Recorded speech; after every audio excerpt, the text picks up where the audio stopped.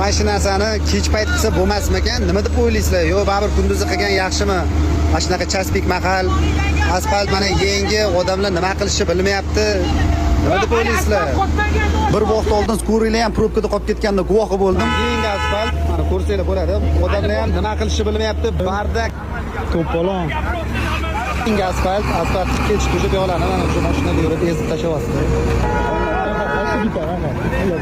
Ko'p odamlarga jo'natib tashab, like bosib, ko'proq odamlarga mana shu video yetib borish uchun bir mana shu narsaga javob beradigan odamlarga bundoq ko'rib shu holatni, misol uchun shunga bir fikr bildirishligida odamlarga ham ancha oson bo'lib, misol uchun kech payt 12 yo kechasi 2 ba'zi bir ana chet el davlatlarga o'xshab qilgan yaxshimi yo baribir mana bunaqa kunduzi qilgan yaxshimi? Nima deb o'ylaysizlar o'zlarini? Urush to'polon, janjal. Ba'zi bir mashinasini ham uryapti.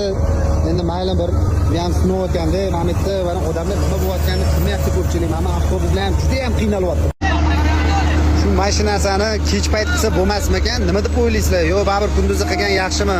Mana shunaqa chaspik mahal, asfalt mana yangi, odamlar nima qilishni bilmayapti. Nima deb o'ylaysizlar?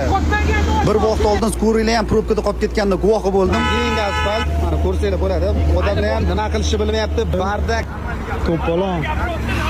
Yangi asfalt kech tuzib yo'lani mana shu mashinaga yurib ezib tashlayapti. Ko'p odamlarga jo'natib tashab, like bosib, ko'proq odamlarga mana shu video yetib borish uchun bir mana shu narsaga javob beradigan odamlarga bundoq ko'rib shu holatni, misol uchun shunga bir fikr bildirishligida odamlarga ham ancha oson bo'lib, misol uchun kech payt 12 yo kechasi 2 ba'zi bir ana chet el davlatlarga o'xshab qilgan yaxshimi yo baribir mana bunaqa kunduzi qilgan yaxshimi? Nima deb o'ylaysizlar o'zlarini? Urush to'polon, janjal. Ba'zi bir mashinasini ham uryapti. Endi mayli bir ham sinovotganda, mana bu yerda va odamlar nima bo'layotganini bilmayapti ko'pchilik. Mana avtobuslar ham juda ham qiynalyapti.